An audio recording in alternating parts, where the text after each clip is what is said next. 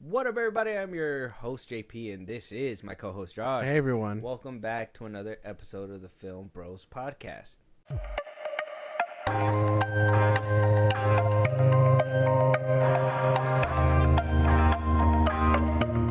All right, guys, what's going on? Today's episode, we have some discussions, Josh. We're going to be talking about one of your favorite people in the whole entire world. We're going to be talking about the past life, the new life. All right.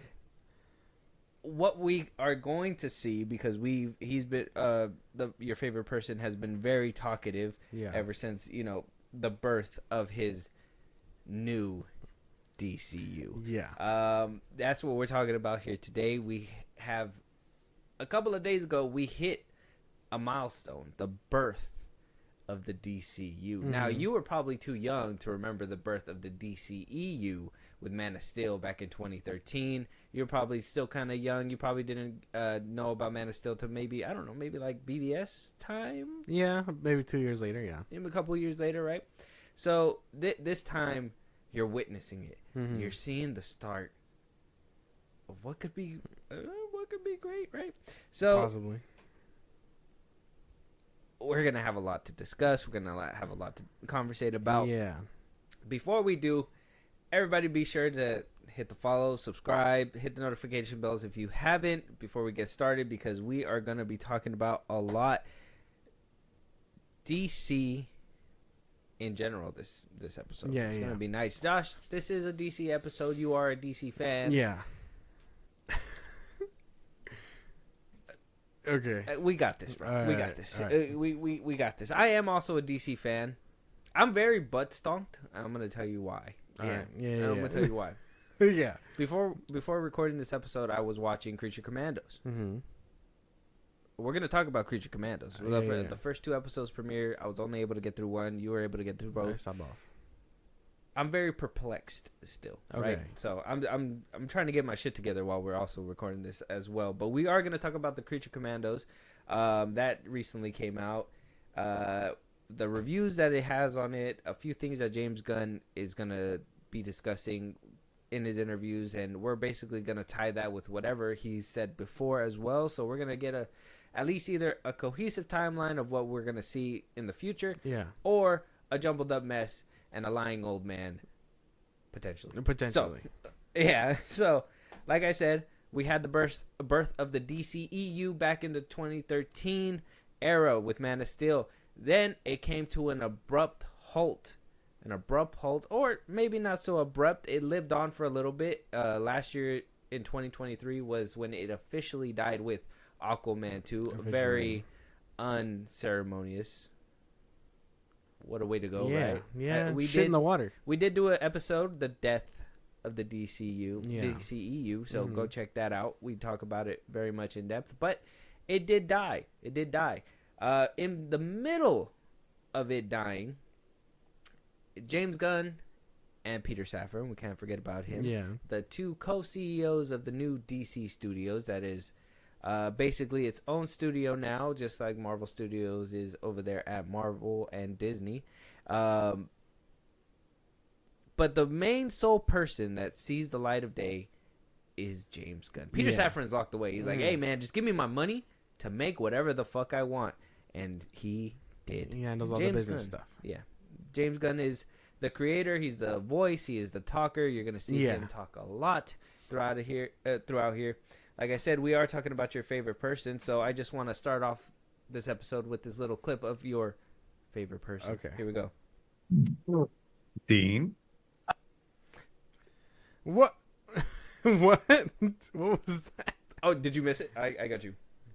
Because it was just better than you expected. Dean? Theme? What does he say? Because it was just better than you expected. Dean? I don't understand. He just has I don't know. There's just some gastric bypass going on to his throat or something. I don't know. Because it was just better than you expected. Dean? Yeah, so he's had a stroke mid-interview. We're gonna be replaying that clip a few times throughout this episode, but I just thought we'd start off with a light little thing. So the head dude that is James Gunn, we did talk about him a lot throughout this year, throughout 2024. Quite a bit, yeah. Last year as well. Ever since he basically announced in 2023, I believe it was February or March, that Aquaman 2 would end the DCU and that Blue Beetle will come out and he's going to be part of the DCU, but he's part of the DCU. His story may not travel past. And then it was also said that, you know, you might see other characters, but the DCU is going to start and it's going to be all new and blah, blah, blah, blah, which helped kind of tank the whole DCU towards the tail end there. Nobody went to watch Flash, Shazam 2, Aquaman, Blue Beetle even. Nobody watched Blue Beetle, but he's still going to get another follow-up in the DCU. James Gunn probably felt like he had some kind of potential, so that happened. After, I would say, like, it's been basically like about a year already since we've had anything DC, really. I think the Crisis on Infinite Earths or whatever was coming out, the animated stuff. But other than that, you basically had a dry spell when it came to DC. How did that make you feel? After Aquaman 2, that whole sourness, I know when we did the Death of the DCU episode, we were just gassed out. Like, we were just done. It was very much just a we walked away moment. Now that it's been a year, how do you feel about it? I think it needed the year gap, obviously, to just, you know, sit with what the fuck was going on. But even like the animated stuff they were pumping out, like the Crisis movies were ass. I told you that the animated movies as of late, their animation had sucked. We got that Watchmen part 1 and part 2. Oh, that's true. Yeah. Within the same year, that was ass. It's like if I wanted to see that movie, I would just watch the live action one. You know what I mean? Like their animation department, up until I guess Creature Commandos, was the only thing keeping DC afloat. And even then, they were like shitting the bed hard because their animation was wonky. Like, what the animation for these movies, you know, post the New 52 look or whatever, they looked weird. And then the Watchmen had that what if shader comic book look, and I hate that look too. And I don't know, their animation has been kind of sucking. Oh, and we had that Amazon one, which the Amazon Batman show also sucked. It was crazy that the best thing to come out of DC this year, probably the Penguin. Probably the Penguin. Oh, the one on Amazon sucked, you said? Yeah, the Batman one, whatever. So the Penguin was probably the Penguin, yeah. And that was in Matt Reeves' universe. Exactly. Crazy.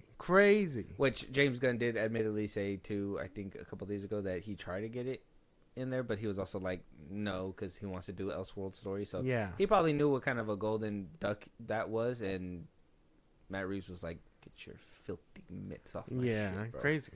This deal doesn't concern you, James Gunn. You came in after the fact, right? Yeah. For me, that year break, bro, I was able to let go of all DC, bro. I feel like that's the thing. So I feel like coming into Creature Commandos and the birth of this DCU, it left me with, honestly, I'm telling you, seeing them just go out the way they did, shitting the bed with the Flash, Shazam 2, Aquaman, Blue Beetle. You were just tapped. It was like one dumping after another, and we lined up for a ticket every single time. I mean, well, yeah. I was like, shit on us. Basically, I mean, we, like I said, DC fans through and through, because at least we were there. We showed up.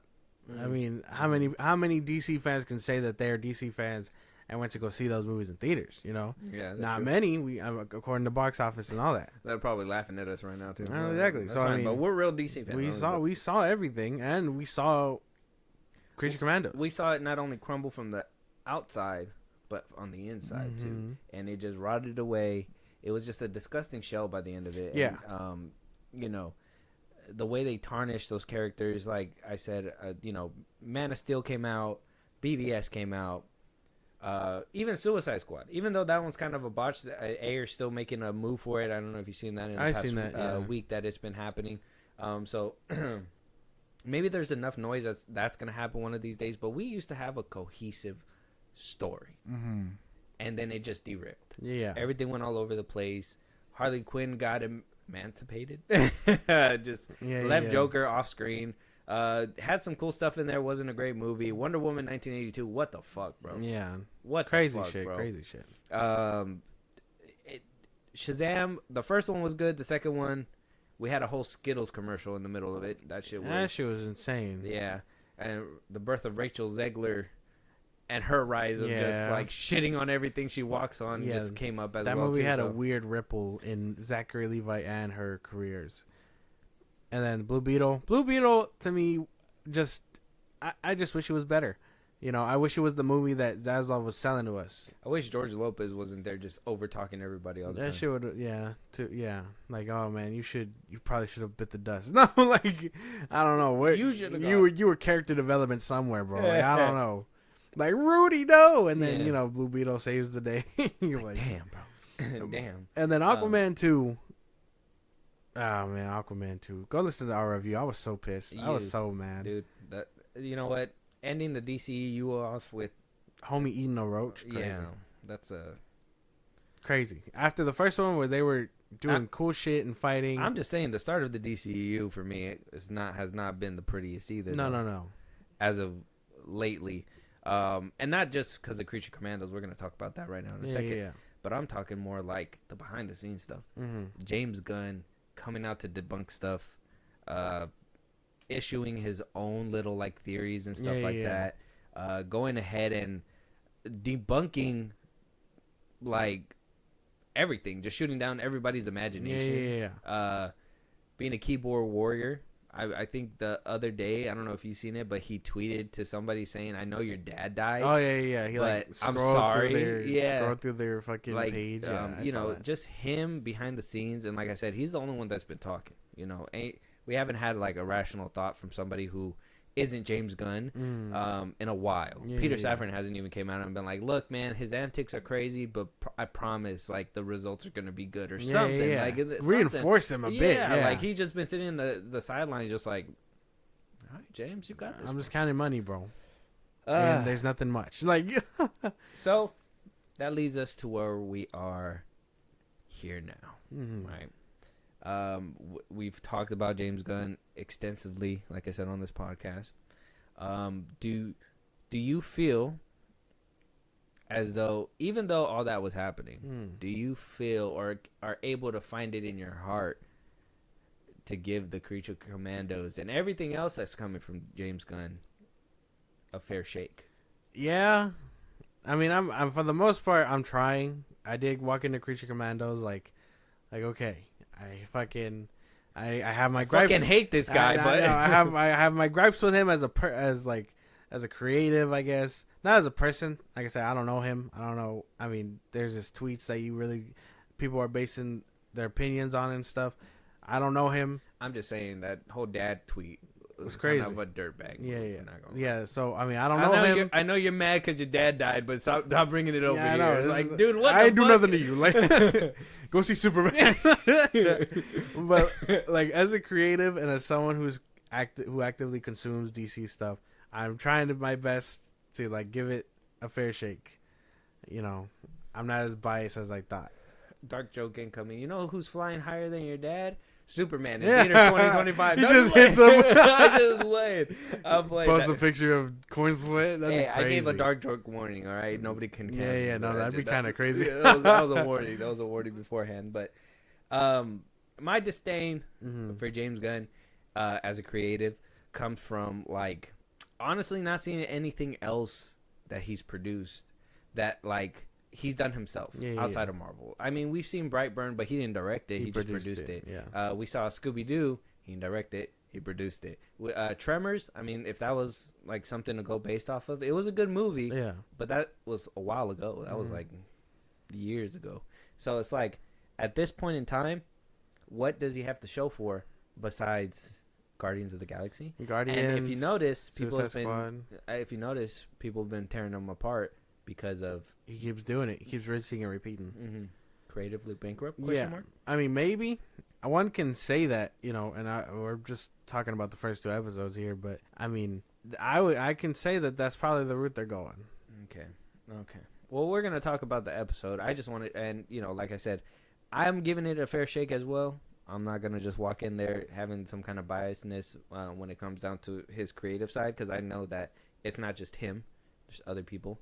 Even though he did plaster himself solo on the fucking She was crazy. credits. That one was Apparently he didn't know that was gonna happen. Apparently. Oh, yeah, well, Quote okay. unquote. Okay, we'll probably have to discuss that in a little bit too. But I just wanted to get that out of the way because people are gonna be like, "Well, how the fuck are you two gonna be unbiased when you guys have been shitting on him up and down since he got the job?" And I'm like, "Hold on there."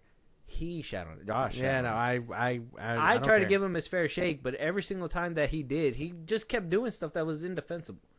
Like it just happened over and over again to the point where it's just like, okay, dude, we're like, sack strike. You probably weren't writing, but you probably were benefit of the doubt, right? And then, we have these plans, and it's like, okay, we're not gonna greenlight anything until script is done, whatever. But didn't you just greenlight all this shit from the jump? Like, this is all planning that you're doing. You don't have to tell us everything every step of the way, but once you start doing that and then you start lying to us because shit changes behind the scenes, obviously, or maybe a leak comes out and he just wants to like pivot from that. It just makes you look like a liar at the end of the day, right? You just, you weren't truthful on your part.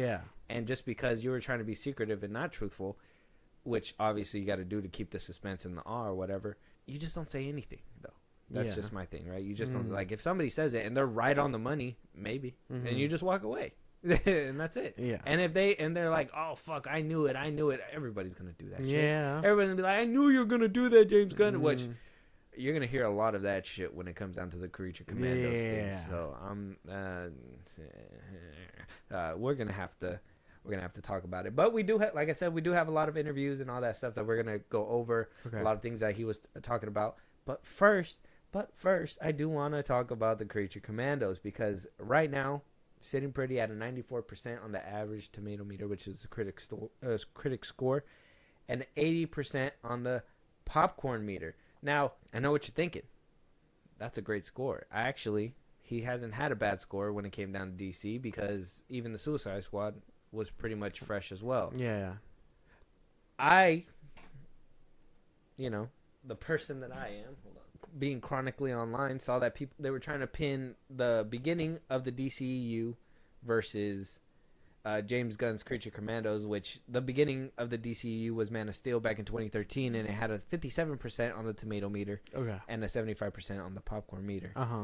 So a lot of people are saying that this is a beautiful start to the DCU. What an amazing time to be alive. James Gunn is shaking things up. We're looking on the up and up. Josh, what do you say when these scores are compared? Like I said, Rotten Tomatoes to me has always been kind of iffy, but is it fair? Probably not. The DCEU started with a movie. And the DCU starting with an adult animated show. That comparison sells itself. You know what I mean? Like, that's just the way I see it. Like, these numbers can totally be... Like, I'd rather have a bad critic score for a movie than a cartoon. You know what I mean? Because it's like, okay, critics aren't going to be too happy with a cartoon. That makes more sense. But if they're unhappy with a movie and audience score is higher for the movie, it's a movie. It's meant to be more critiqued and harshly put than a cartoon. Yeah. Okay. So you think the comparison makes no sense? Yeah, that shit's crazy. You think that they should not even be put up against each other because one started as a movie and one's a TV show? Exactly. Yeah, I agree. I agree with that. I agree. I can't even say no to that. I do agree. However, my thing when it comes to this as well is that we had we have 3 starts to the DCU basically, technically. Yeah. And if you guys want to go back and think that Blue Beetle is going to come into the DCU, then technically that's where it started. Now, if you want to say Creature Commandos, well, technically this in my opinion, this is where it starts for me, because this is where his whole creative force is beginning. Yeah. But in his head, from what he says, it doesn't start till Superman. Yeah. So, I mean, would it be a fair comparison to put Superman Superman 2025 versus Man of Steel, or do you feel like this is where we start that Superman or Man of Steel versus Creature Commandos? I would put movie against movie. That's where it goes in my head. I would put movie against movie. So no comparison should be made. No, here. This is the start of the DCU. It is, but you shouldn't compare it till you get your movie. Okay. If this was a movie, I would have understood that. But to compare the starts, even though two are in very much drastic mediums, where it's like, well, again, one is a movie and one is an animated show, you shouldn't be comparing them. Not like this. Not like that. No. Okay. Because they're not the same. Now, if Superman were to come out with a good score, then you'd have to eat your shorts. Well, yeah. I mean, it'd be like, all right, cool. You got Yeah, I mean, it'd be like, at that point, it's like, okay, yeah, you got a good score. Good for you. Your score has actively done better. And then you're just in the movie theater sitting like Homelander, just. Yeah. Just if I can, no noise, white noise. That would be fucking insane, though. Yeah. But that's what I mean. Like, and we've talked about it before. That movie has a lot of mountains to climb. Yeah. I mean, what Man of Steel did, it tried to be topped in Flash. Arguably the blueprint. So I mean, you could be right. You could be right potentially, but we're not here to do a James Gunn versus Zack Snyder war, are we? No. It is what it is. I seen those comparisons and I knew it was inevitable, only because, well, you know, everybody's gonna be like, well, he's already off to a better start. Yeah, look at James Gunn. Yeah. You know, God. Take it out your mouth. Yeah. So with that, I mean, like I said, the reviews have been positive, at least to say. I got a few of the reviews here. Yeah. If I could read some off real quick. Okay. So we got, and there, in these reviews too, brace yourself. I know that you're gonna have a lot of words to say because there's gonna be a lot of comparisons here. So it says here, I'm pretty excited for the start of the DCU.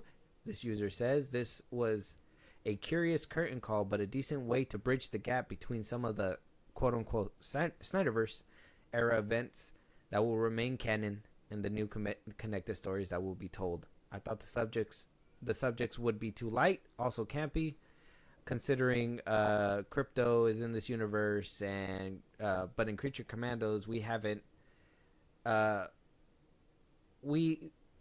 dude don't know how to spell. We see Frankenstein's monster, the animated side of boobs and cleavage, so it's going to straddle some lines. I've only seen 2 episodes, but I like them so far. Connecting the animation to movie is something to be to look forward to.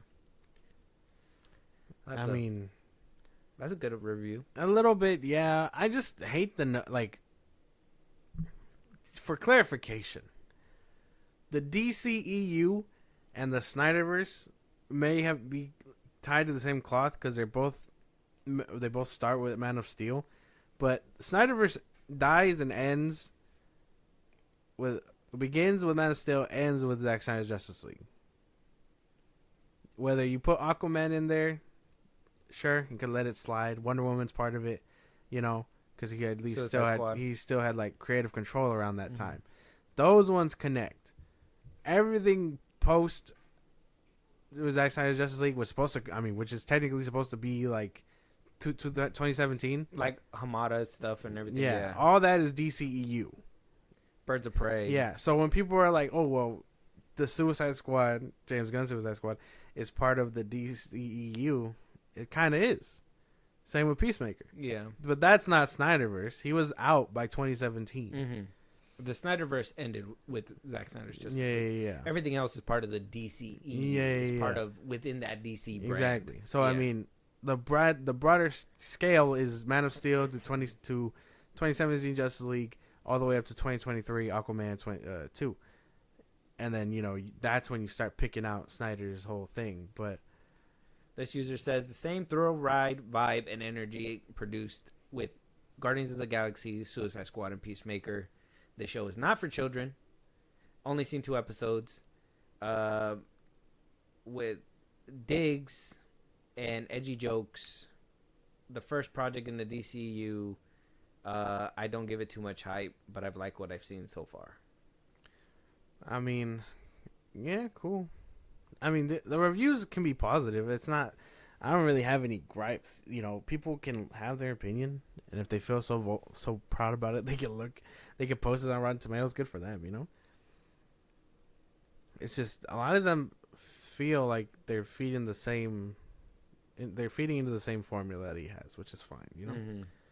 Too much hype. This user says too much hype, but nothing really. I want DC to get off the underground, but to start it off like this, right off the bat, I did not have that energy. I did not have the energy to finish the first episode. Same old, same old. The best way to revive something dead is with a Thunderbolt shock, not with a 9-volt battery. And that goes to the whole no B-listers, you know, give me your A-listers, which I mean was the sentiment that I always carry. So, well, I mean, yeah, you don't. That's why I feel like he's really riding on that whole Superman is the start to make sure that people know, like, to tune into Superman. But in reality, this is a start, and yeah, it should be like a jolt. Like, you know, we're dead right now. DC's dead. We don't want to be. Wake up! Here's Creature Commandos. Here's food. You know, some fluids, IVs on you. No, we want that. You gotta wake jump, them up. like wake my ass up. Yeah. I was asleep for this long. Now my eyes are like all gunked up. I got shit in there. I can barely see the screen. Yeah. Shit's kind of blurry. It's not good. It's not good. I don't like the way that we're the way that it's kind of going. I mean, and this is how we're gonna get to Creature Commandos here. So let's dive into it. I only got to 1 episode. You got into 2. I did. So just for that spoilers. context. Spoilers for episodes 1 and 2 of Creature Commandos. We will do a full season and a mid-season review. The birth of the DCU starts here to be talked about. It starts here. Episode 1 of Creature Commandos. What's it called? First, I wanna say that we do have some returning characters, right? Okay. We have Viola Davis's Amanda Waller. We have the Weasel. The Weasel's back. We do have not Rick Flag Jr. Not Rick Flag Jr., but his dad. But his father with Frank Grillo jumped from the MCU over to the DCU. David Arbor is in this show too. A few people. James Gunn obviously executive produced it, and he wrote and directed some episodes and did what he had to do. You know him. Creature Commandos. Let me get the episode list out real quick. So Creature Commandos did start off with 2 episodes. I know some people that were able to get a few of the episodes early, and they say, like, you know, a little bit down the road goes a little bit better. Some people are saying not so much really, but we will find out, of course, as time goes on. Yeah. So the first episode, it does say, what is it called? It doesn't even have it on IMDb. Yeah, it does. Season 1, episode 1, The Collie Wobbles. Where do you see that? I don't even see it. Are you on IMDb? Yeah. I clicked episodes. Oh yeah, the Collie Wobbles. Mm-hmm. Amanda Waller assembles the Creature Commandos, led by General Rick Flag, and then we have the second episode, the Termuline Necklace, which I haven't gotten to. Yeah. But I did see the Collie Wobbles. Yeah. So we'll talk about that one, and I don't mind if you talk about the second one. I'm still gonna get around to it. I don't mind it, but you know, obviously. I don't even think we'll have time for a mid-season because there's only 7 episodes. Oh yeah, no. Yeah, I don't know. We'll have to see. We'll probably get back to you guys on that one. If it gets too crazy, we'll probably do a little mid-break at 4 and finish up the season. We'll see.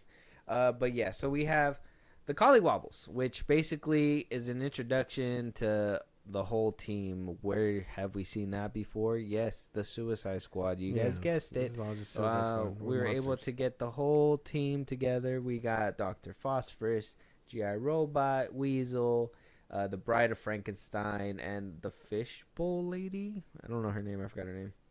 The Fishbowl Lady's name. Tell me. It is Dr. Foster is Nina Mazursky. Her name is Nina. Okay, Zoe Chow. The Creature Commandos team. Oh, the girl that played Cosmo the dog in Guardians 3 plays the girl that they're protecting. Oh, Ilana, yeah. something like that. Mm-hmm.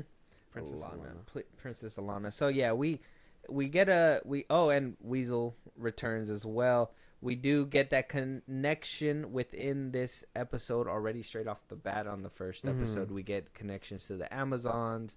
We get connections to what happened in the first Suicide Squad film, which, James Gunn has said is canon for some things, and same thing with Peacemaker, which he did clarify in an interview even more that we'll discuss as, time goes on.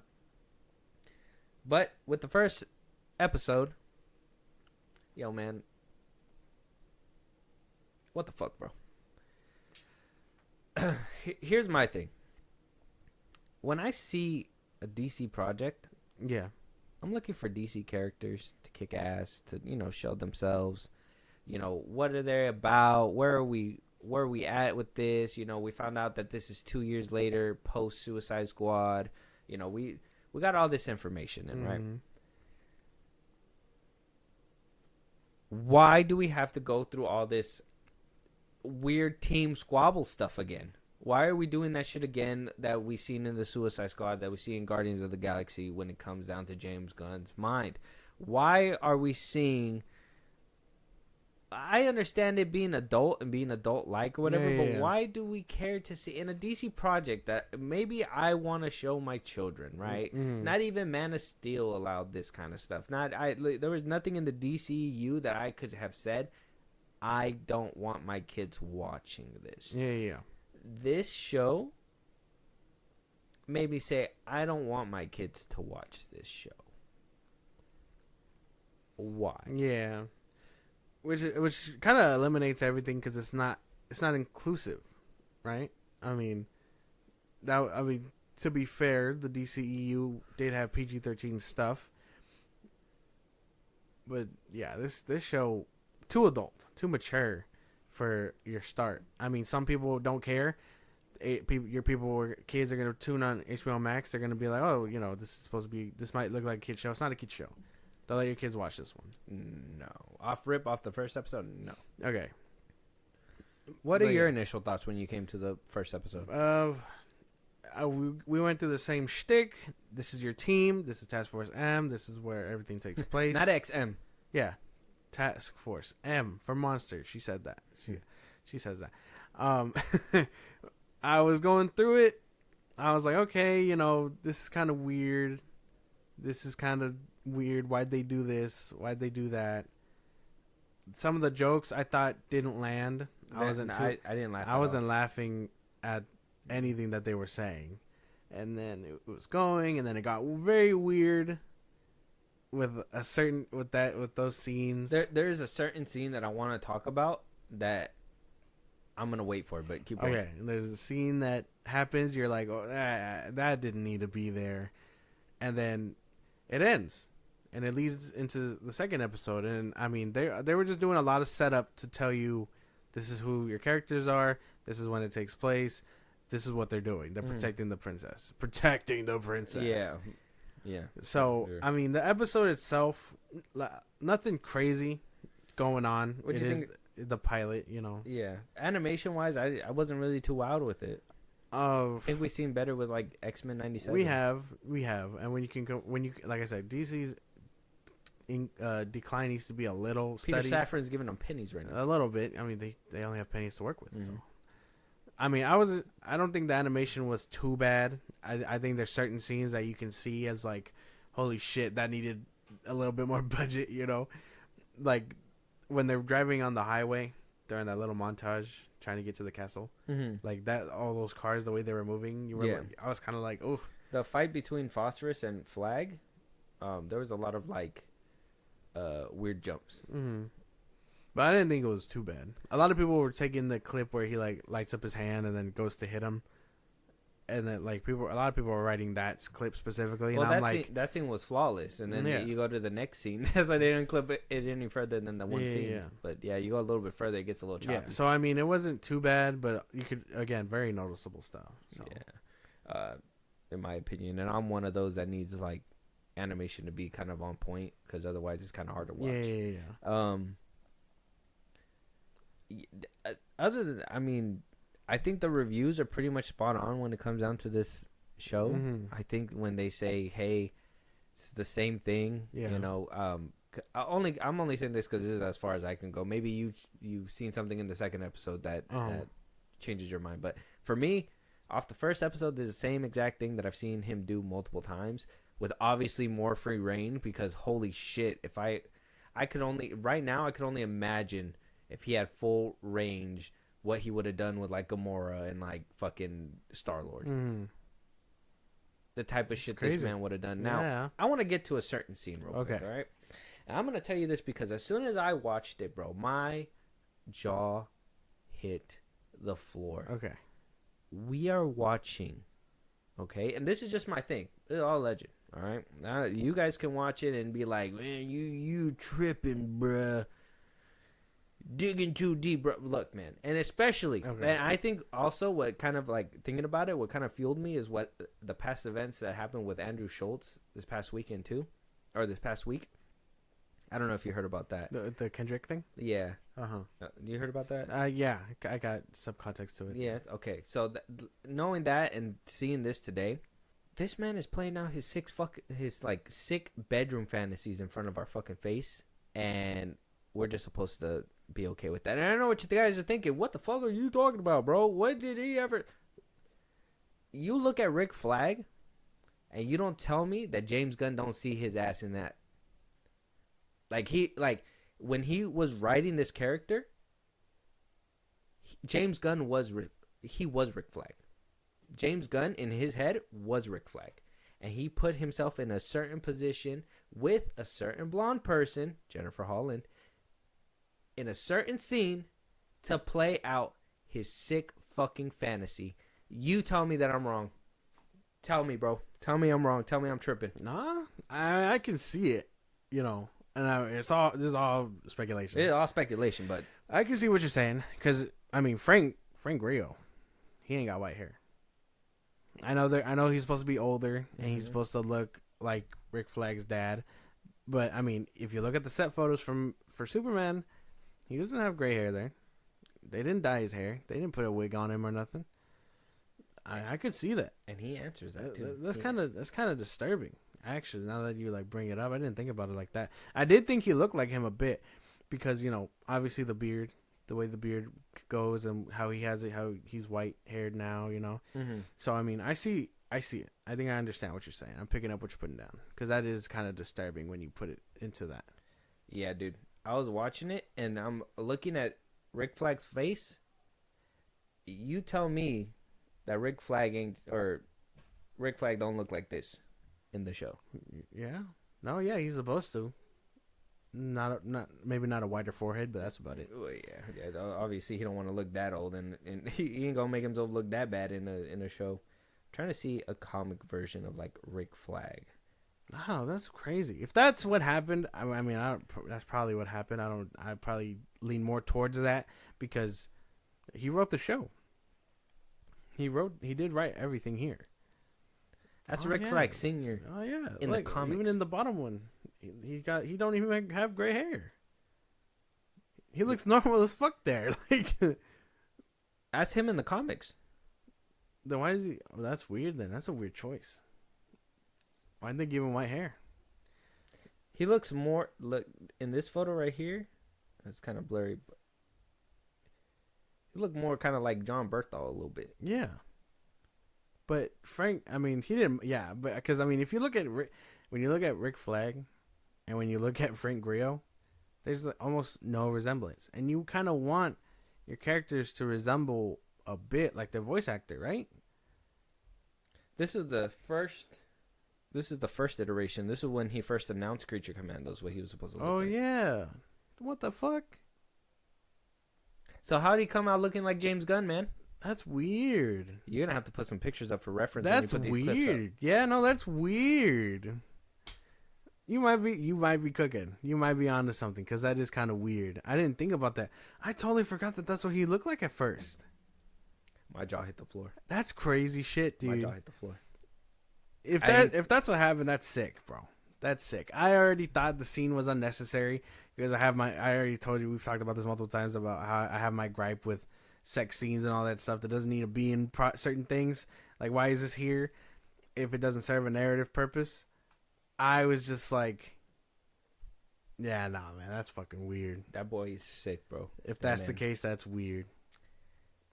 Other than that specific scene, episode 1, I don't mind much. I mean, the voice acting, I think everybody kind of fits their characters, except you didn't see episode 2, but I think by David Arbor as Frankenstein, Yeah, I'm gonna need a little bit more warming up to him. I heard his voice in the first one a little bit briefly, because at the end the lady like calls him and says, "Hey, your wife's here." Yeah.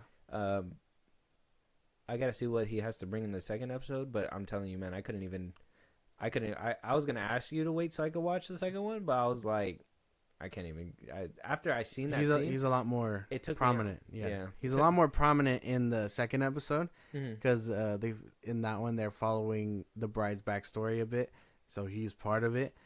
His voice is so like I thought he was. I don't know what I was thinking, but I was expecting like a Russian accent, like something thicker than that. Yeah, but it just sounds like David Arbor. And it's like it's such a weird thing because Frankenstein, I would expect to sound a little bit more like that. Or, I mean, everyone seems to have like this like Latvian like Russian almost accent, and he doesn't have one like at all. Oh yeah, because they're. I was about to say, are they actually called like Frankenstein and stuff? And they are. They are Frankenstein. Yeah, it's Frankenstein and the Bride, but you know those people that are gonna be like, well, it's Frankenstein's monster. Yeah. So. Okay. But other than that, you know, like I said, voice acting not too bad. Animation could be better. I don't really have a problem with it right now. Song choices. Dude, every time a song popped up, I was like, why this song? Why was this annoying ass thing? Well, I think he used all the best stuff that he could use in the Guardians films and Suicide Squad. I mean, he's like, this is as much as we can get. Like Superman, he probably has a few tracks in there. And like, why is that better than your average just score? You know? Yeah, he puts a lot of like songs in his. Yeah, no. Why can't you just have someone create a score for you? Because he feels like the only way to catch a vibe is with like lyrics and stuff. Which I mean, it's disturbing. If the songs were better, I'd understand. Yeah. Well, some songs it does make a thing, and I understand like what he's going for. Like in the Suicide Squad, when like certain scene, like that Harley scene and stuff. Like I understand why you put music for those though. But like sometimes you just need a score to kind of like intensify your like scenes. They're driving around, they're meeting up, they're getting transported to the thing. To have like drums or something like doom doom, like something, I don't know, not like whatever the fucking Mexican music they were trying to play. Like that shit was weird. I was pretty disturbed by that. Episode 1. And I would also say like my connectivity to this the continuity that they try to pull with this being connected with like Suicide Squad and everything feels like they're pulling at fucking hairs, bro. Like a little flimsy. Like it just seems so weak. It doesn't. Because they're just telling you. You think about it and you're just like, okay, so if this is connecting to Suicide Squad, then that means Idris Elba was the one that shot David Cornsweet Superman. He shot David Cornsweet Superman. And my thing is like if this shit, you know, like if that's what we have to go off of, and then we're gonna see Superman, and you know this guy was able to take him down. You know, aren't you kind of like diminishing your character just a little bit already? A little bit. I mean, that's if you start like connecting the dots. You know what I mean? But isn't that the point? Kinda, because we're going all based off their word. Because there's a few lines in here that they use to connect to all that, and it's like. I would have preferred seeing that, you know, like when she, like in the beginning of episode 1, when we're going through the team and she mentions the weasel and the whole accident that happened in Coronel Ortiz or whatever the place is called, and you get a little scene of Rick Flag, you know, being sad about it, and she's like, "Oh, I'm sorry, I didn't mean to bring it up like that. I know it's so sensitive." He's like, "Oh no, it's okay." I flashback to him being like, seeing his, you know, probably seeing his son in a casket or something like that. Probably would have hit a little bit harder for me because he's the only human on the team, you know. So I think you should have humans connect to him a bit more versus these monsters who are supposed to be bad guys. Yeah, man. Just a little too much edge for me, bro. A little bit. The first one did have a lot. A lot the second one, edge. way more. Way more in the second one? So there's more edge to this shit? I told you. In 2 episodes? I told you. It's going to be a bumpy ride. James Gunn is a sick man, bro. I can't even... For you to start off your DCU with your fucking fantasy, bro, that shit already kind of checks me out. I don't even know what's to come. What am I gonna see? Fucking Superman waving his dong everywhere or something? What the fuck? I sure hope not. I was very confused.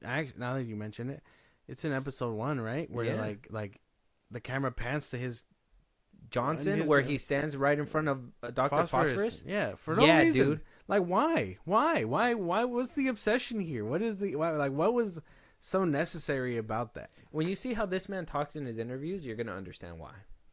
But, dude. I just, bro, like... You can't show... You don't show your kids this is James Gunn with full range, holy fucking shit, bro. What are we going to be getting in these next few episodes?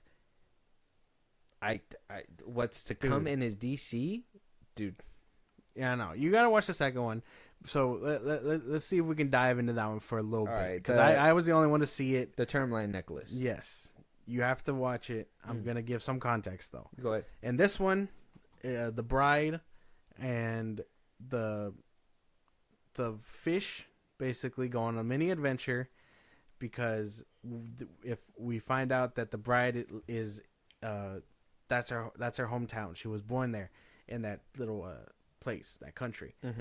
So she goes to see the Victor Frankenstein's, you know, whole lab where she was born, where she was set up. We get flashbacks to her past, and that's kind of the whole episode. In this one, Phosphorus is they're basically on their own. Basically, it follows them for the whole episode. Okay, it follows them. What do you call it? We get some flashbacks to the past. We get a cool fight scene towards the end with Sersky and the bride. And again, a big spoiler here. But we do see her creation, how she came to be, and that Victor Frankenstein had an affair with his wife, with the bride. He was but up. Why do we need to he know was up, that? He was up in the bride's dead guts, bro. I'm saying. But so necrophilia is in this show too. A bit, and it's not just one flashback. It's kind of, I think he gives you like 3 or 4 flashbacks to it while they're fighting. It wasn't. You're telling me enough. right now there's necrophilia in the second episode? I'm telling you. It's like towards the end. Way to start off your DCU, James Gunn. You can't show this to kids, bro. Way to start off your DCU, James Gunn. I'm sure the family's gonna love it. It's tough, dude. It's tough because I'm sure there's story here. On IMDb, that's the highest. It's at an 8.1 on stars. You sick fuck. And a 7.5 on the first one. You guys are sick. No. Holy shit, dude. Bro. Yeah, no. It's kind of a thing to get through it. And I was like vibing with her story for the most part up until that point. I was like, what the fuck? And then you find out that she hates Frankenstein. There's the monster. The only thing that's like that it really interests me is how Rick Flag's gonna deal with like the death of his son, and it's been 2 years. We haven't gotten that yet. But the only thing that we know is that he doesn't know what actually happened. So that's, I mean, we'll probably get a hard hitting moment towards the end of the season when it comes to that. Yeah. But everything else so far, at least with the first episode, I just couldn't. I know Sean Gunn, his brother, like voices G.I. Robot. I don't know why I found him so funny. Like, not funny, but amusing. I kind of like his character for whatever reason. He's good. His brother is actually really good with voice work. I can't really be upset with that. But like, for him to be put in multiple things. Like At casts, that point, yeah. it's like he's gonna be Maxwell, he's Weasel, he's GI Robot. It's just like we get it. Like he is good with voice work, and maybe he can be a lot of like voice people. But you just told us whoever's animated is going live action and stuff like that. So it's like, is he gonna is he still doing? Is the he voice gonna work? make it? So how much money is that man making? Basically, yeah. You're putting some money in your brother's pockets for sure. Mm-hmm. So that's cool. But yeah, man, too much edge for me, bro. Necrophilia, I kind of draw the line at necrophilia, and I understand that it's probably good for the story or whatever, but I don't think we've ever had an iteration where they're like, "Hey, Frankenstein's been doing his creation this whole time." Yeah, no. I think the closest we got with that was with Poor Things. Yeah. Poor Things, or I can't really. I don't really know, man. I don't really know. It's just crazy to see that kind of stuff, and her backstory would have been tragic, but yeah, you didn't have to show me that, man. You could have alluded to it. You could have alluded to it. Like I fell in love with him, yeah, or whatever. You didn't have to show it. Yeah, dude. That could have been a show don't tell. I mean, show don't tell. Tell don't show kind of thing. So yeah, that one got me though. I'm telling you, I'm telling you, that scene still in my head. I'm baffled off that one. That's the one where I was like, dude, he literally just put himself in the show and just did that shit. And I'm like, I'm over here thinking that, that little, you told me that he didn't know, but I think that he knew about him being put in the intro. And I think he did that on purpose to be like, no, that's not me, because that's what I look like. It's like, yeah, you ain't fooling me, bro. Yeah, no. You ain't fooling me, bro. You ain't fooling me, bro. Not me. Based off the second episode, nothing's really changed. I just wish the sex stuff was out. And you can make the comparison. You could totally be like, I don't mind sex in shows. It just has a separate purpose. Yeah. Like her trying to get with Rick Flag. Why? Because she likes older men. Why? Why? Why? Does she want something out of it? Is there, at least plant the seeds, hey, she's doing this for a reason, to maybe get out of the castle, maybe, whatever. Something. But, you just put some... Do they do something like that in the second episode? Do they make it a reason? They're just she wants to get her... Yeah, James Gunn is a horny motherfucker, bro. He's just a horny man, bro. He's an horny old man. And that shit's crazy to me. I'm telling you, in the second one, in the first one, he denies her. In the second episode, he actually does it. They do it. And there's a whole joke after that where he's like, oh, just give him 30 seconds. Yeah. And then he's like, oh, wait, he's an experienced veteran. Give him a full minute. And so it's so far for me, the DCU is also a rough start. Yeah. Yeah. Shit. Can't give a rating on the show because it's only the first 2 episodes, or at least the first episode for me. But for right now, is it going to get better? Will it get better is the question. Will it get better? Who knows? Because we don't know if James Gunn's DC is going to get better. So we have a few things that he did talk about. Talks about Creature Commandos, talks about Superman, saying that everybody's going to freak out when they see Corn Sweat as Superman, which they kind of did, because I did see that picture going around where he's kind of crucified in the show, which I'm pretty sure is in the second episode, because I didn't see it in the first one, where he's crucified, Wonder Woman's impaled, Starfire's impaled, everybody's impaled. You got your first glimpse of Superman in that. And that's the first time you see Superman. So yeah, but pretty much I think it's gonna freak some people out. Freak me out. That shit's crazy. For sure gonna freak everyone out. But he does address a few things. First things first, he does address your hair critique. So maybe this clears it up, and maybe he's not a sick man. He's just... One can only see. Yeah, let's see. To figure out, but it is in most larger sized countries, and European countries and South American countries and Asian countries right now. Why is Rick Flag's hair white in Creature Commandos but black in Superman? Because that motherfucker Frank Grillo was shooting Tulsa King when we were shooting Peacemaker, and so yeah, we were gonna originally do the white. He was gonna dye it white, and then I saw somebody the other day said, well, what about hair dye, temporary hair dye? Haven't you ever heard of temporary hair dye? And I'm like, it looks like shit. Yes, I have heard of that, and it looks like absolute shit when you're... I don't want to be that guy. But there should be some professionalism when you talk. saying motherfucker and shit and all that doesn't really sell me that you're a serious person. Well, you know why their characters talk like that then. He's like, you're supposed to. I mean, yeah, no, that's a bit unprofessional. You're in an interview, bro. Like, and you're representing DC. Yeah, you're the head of DC. You gotta talk better than that.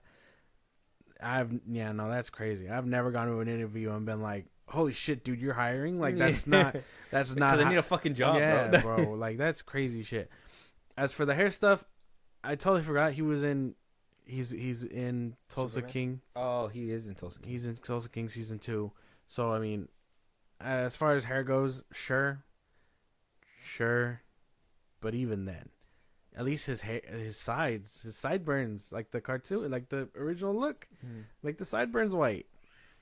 Like, he was starting to gray or something, and then but yeah.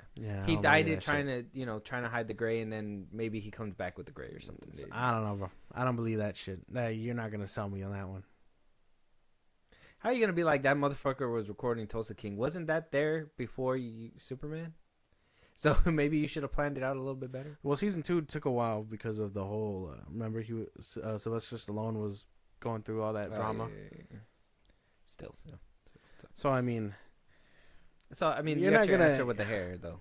I don't believe that shit, man. I don't believe that shit. He goes a little bit into what season 2 is gonna bring when it comes to Peacemaker, so we'll listen to that a little bit real quick, and then I got a few more clips to play from this interview. Putting fake gray on somebody's very dark black hair. In the future, could his hair be white, or are you going to do black? You know what I mean? It could be, but as you see from the series, Rick Flag Sr. is an incredibly vain man and easily swayed by women and his ego being attended to. So I think the guy dyes his hair. I think on season 2 of Peacemaker, we got a dye beard, and we also have a dye hair, which is Rick Flag. Wow. The big question on everybody's mind. Will Frank Grillo dye his hair? Hey, bro, ain't nobody give a shit in Peacemaker season 2 if he's gonna dye his hair, bro. Nobody cares, bro. What the fuck? Okay, Josh, you. Rick Flag has a ego the size of... has a big ego, but a woman was easily able to persuade him. What? He's very vain. Yeah. So what? He's gonna be like, oh yeah, I took that down. I took down a princess. Like, what? Huh? That doesn't. No, that doesn't make sense to me, bro. Someone vain, someone that took their job seriously, I would have understood that. Like, if he had ignored her advances the whole time, I'd have understood that. It's just somebody who cares about his appearance. Yeah. What does that have to do? Like, when at least in the first episode, I have not seen anything where he shows that he cares about his appearance. It doesn't happen. And I'm telling you, if they would have kept the shtick where he didn't go for it, I would have been fine with this. But no, that all crumbles in the second episode because he does it anyway. They have sex like multiple times in the second episode. Oh. So like, if he was ignoring her advances, I would have understood that. Like, oh, how am I gonna look to my team if I can't stay focused on the mission? Fuck it, I'm gonna fuck the mission. Like, what do you mean? What do you mean? Like, tell us, Gun. Dean. Thanks for your input. Yeah, bro, appreciate that. So, yeah, I don't think anybody really cares for like hair, dyed hair, or anything like that. I don't think anybody really cares. No. I don't think we've seen any kind of vain characteristics when it came down to Rick Flag. He just seems kind of like his son. If you think about it, like he's a part of this, but he just has that extra baggage because he lost his son, and basically, I don't really see that. But that's what James Gunn said. I don't know, but he does talk about a little bit of Batman and a little bit of things to come when it comes to DC, where Creature Commandos could possibly lead us next. James, I'm already past my halfway mark, and as someone who is the guy who runs DC, I need to ask you a few questions if you don't mind. Go for it.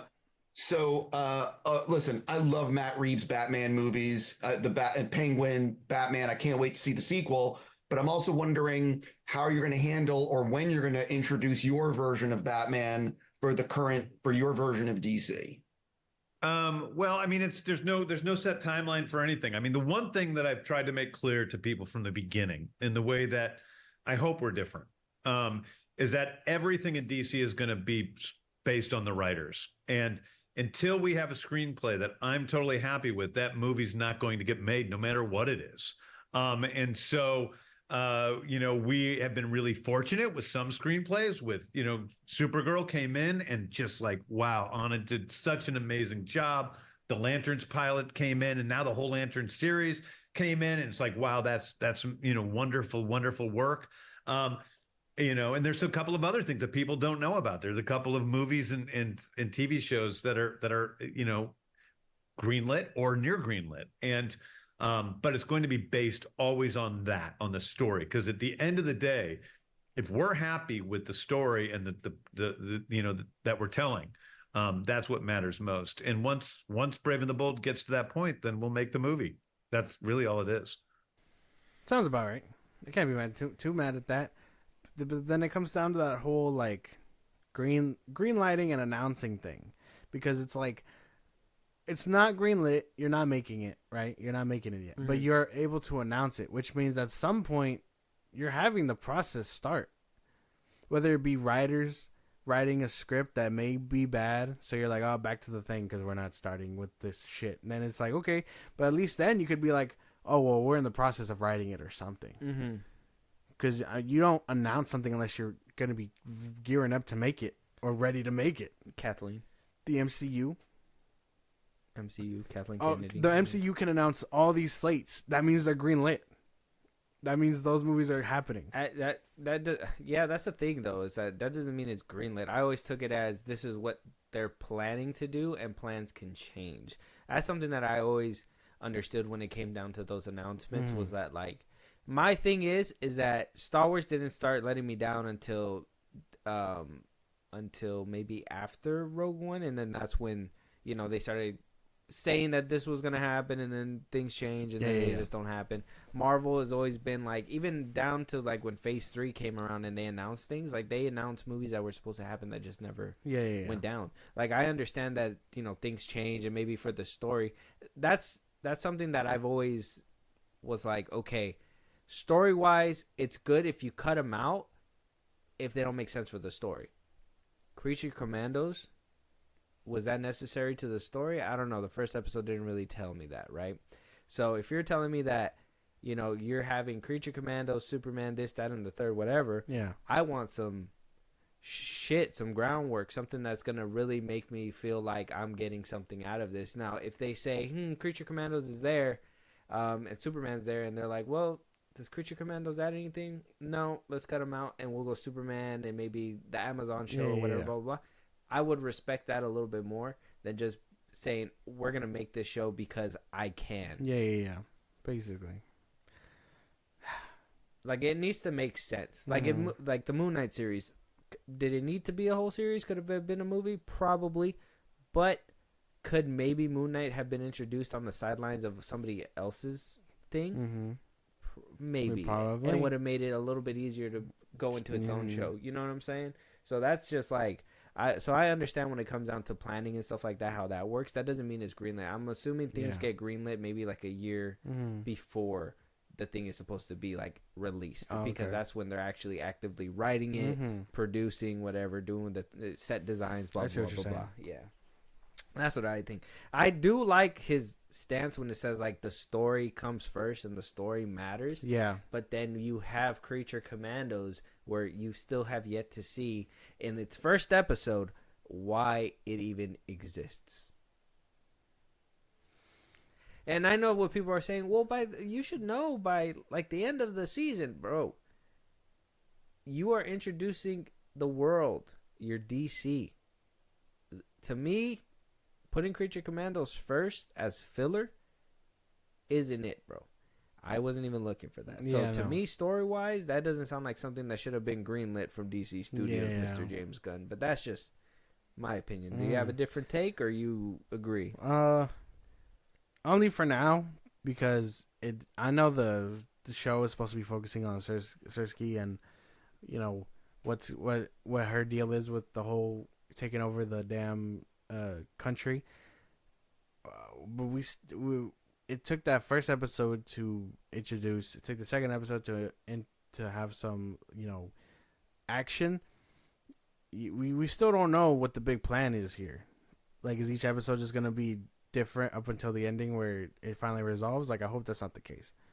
Mm-hmm. And you're choosing, and I believe you're choosing like B-listers to intro your DCU, and we still don't have it's not gonna work. A narrative reason why exactly either. Mm-hmm. Like, it doesn't even.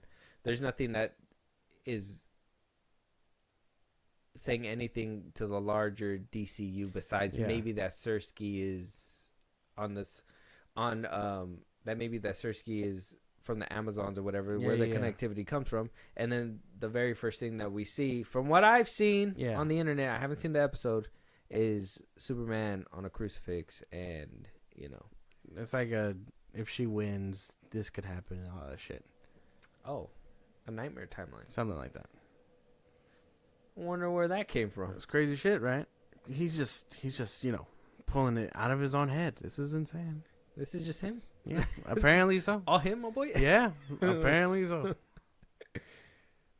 No help whatsoever. I'm just saying. You didn't see that in the very successful. I'm just saying. If we're going to look, man, little side tangent here. If we're going to be comparing this DCU to the DCU and the Snyderverse, and people are going to be doing all that stuff or whatever, blah, blah, blah, and they were like, hey, Zack Snyder used to always use Superman for some kind of metaphor for God. Yeah. Why doesn't he just fucking let it go, man? Blah, blah, blah, blah, blah. But in the second episode of Creature Commandos, you see him basically on a fucking cross. I mean, you let the numbers fucking do itself. Shit's crazy. Shit's crazy. How life works like that is funny, but it's been kind of quiet. I don't think anybody's been saying stuff like that. No. The arguments I've seen is that I haven't even, you know what? Thinking about that, I have not even sniffed anybody even talk about that scene over there in the first episode of Creature Commandos. And nobody been and think about it like that. Oh, but if Zack Snyder would have made it, it would have been a different story. Been crazy. Oh shit, that's how that works. He has all that kind of. I know I lost some of y'all because I said that. I'm just talking about fairness. Mm-hmm. If Zack Snyder would have done some shit like that, I already said I don't like Rebel Moon because of all that shit. I haven't even finished his version. Because in the very first, 20 minutes, you see tits be popped out and get branded. And then on top of that, you get a sex scene between our main girl and the guy that is just too passionate and too horny for me. I just can't do it. So I'm just like, what the fuck? Yeah. I'm just like, what the fuck is going on here? So I'm very much the same person with every single thing. Way too much there. Way too much here for sure. So eat your shorts. Just keep the same energy. It's the same thing. Yeah. Keep it fair. So here he goes. He's gonna talk some more Peacemaker, and he's also gonna, the person from Collider. He's gonna try to squeeze out a little bit of Superman juice. So we'll see what he has to say about it. Okay. I agree. I have 5 minutes. Let's see what I can do. James, I know you're working on Superman and Peacemaker. Have you decided what you're going to direct next? I haven't. No, I have not. I'm going to start playing around. I'll be honest with you. I've got 4 different things that I could do. And I'm going to kind of jump back and forth between those things. I'm going to see which one really speaks to me. And that's the one I'm going to do. Superman trailer this month or next month? Ha! Good one, Frosty. Come on, I gotta try. What are you writing anything right now? No, I'm simply no. I'm about to collapse from shooting Peacemaker and Superman in a row. I've done. Cool. I've shot 160 days or something. I've written. I think I calculated on a year I wrote 650 pages, and we've produced those 650 pages the next year. So I am about to collapse, and then I will, I am so excited. We finished shooting Peacemaker in 6 days. Can't wait. Gonna go and hole up, and I love editing, so it's just, that's my favorite part. So I can't wait to just concentrate on that for a while. He's gonna say a little bit more, but that is something that we've been saying for a while too. If you're the head of a studio, you can't be working on all these films and shit like that. You can't be directing. You can't be doing all this writing. You got to pay people to do that shit. You can't be just taking the bag home with you, Mr. Gunn, and doing all this shit, because then you get repetitive shit that people like to compare over and over and over again. Because don't get me wrong, the same man can create different things, but if you're writing for Superman, if you're writing for Suicide Squad, if you're writing for Creature Commandos, Waller, Peacemaker, you're doing all this shit and spreading yourself thin. Your products ain't gonna come out as good, my boy. They ain't gonna come out as quality. Yeah. So that's that. We've been saying that for a while. So I mean, that'll only start leaking into the projects if he starts burning himself out like he's supposed to. But if he's taking a break. You know what I mean? Like, I hope he doesn't touch lanterns. I hope that whoever is doing lanterns just does lanterns, you know? And he just kind of oversees. Yeah. Like, I'm fine with that. Yeah. You know? But I don't want to see Hal Jordan getting some fucking ass in live action. Like, no. We're going to see Aaron Pierre ass? No. I don't want to see that'd be crazy. Worse than the Mike Tyson ass. Yeah, no, that'd be crazy, dude. Like, I couldn't picture, like, these things. I just hope that for you know, humanity's sake, I hope he just take it easy for, you know, a couple months at least before he dives into the next project, and that he could just look at scripts, maybe give out notes, help produce, you know, and that's it for a while, you know, because I know this is basically his break before the press tour for Superman starts, which if the clock is working how it's supposed to, we'll either get a trailer by January, or something for the Super Bowl, and then something in between before the movie. I'm thinking he'll probably hold out for the Super Bowl, and I think that's even if they have money for the Super Bowl. Yeah, I think we'll get like a little teaser, like in January. You know, like I don't know if you remember the Man of Steel teaser, but like the very first one that I remember seeing was just him flying in the air and him breaking the sound barrier and just going over the globe, and then it was like Man of Steel, boom, coming out, whatever. And then that's when we got the full-on trailer after that, but that was like the teaser. So maybe we get something like that where, like, you know, it maybe Corn Sweat stopping a train. I think that was like a big thing that a lot of people were picking up on. Yeah. Thing. So maybe we see him on a cross. Who knows? Maybe. No, damn, that'd be crazy. Damn. Who knows? But yeah, he still talked a little bit more about, like, you know, Peacemaker and stuff. So we'll listen to that, and then we'll jump a little bit forward. Oh, yeah. Is Peacemaker Season 2 called Peacemaker Season 2 or Peacemaker : something else? I think Peacemaker Season 2 * no Justice League happened in Peacemaker Season 1. Okay. Are you currently planning R-rated DC movies, or do you envision them? Okay, so before we get to the R-rated stuff, what do you think about the Justice League? No Justice League. Funny joke, haha. I don't know why. You were visibly upset. I don't know why he brought them in the first place in season 1. And I mean, I feel like he just wanted to say he could do it. Probably. Either way. Like, I put him in there, but now they're not here anymore. Yeah. Ooh, like, fuck you. Like, yeah, basically, because he probably thought, like, I'm not going to come back anyways. Like, it's just going to be like a quick thing. Yeah. Buck and leave. Exactly. Fuck you. And then he got signed to Superman. He was like, fuck. Yeah. I really shot myself in the foot there. No. Fuck. See what happens when ego comes into play? It's funny. Fuck him for that one. That's crazy. That's such a cheap shot. Is it? Oh. Because it wasn't even them. It was their fucking silhouettes.